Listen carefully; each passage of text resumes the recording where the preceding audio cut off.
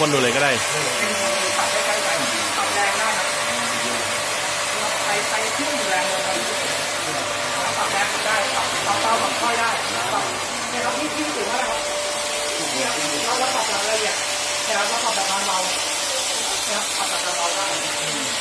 ปรับแบบเบาได้เนี่ยก็เปลี่ยนขาเลยก็ได้อันนี้มันลงค้างเขาสอนมาที่เรามันปรับได้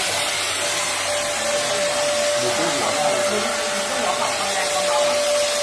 ปรับแรงเบาเลย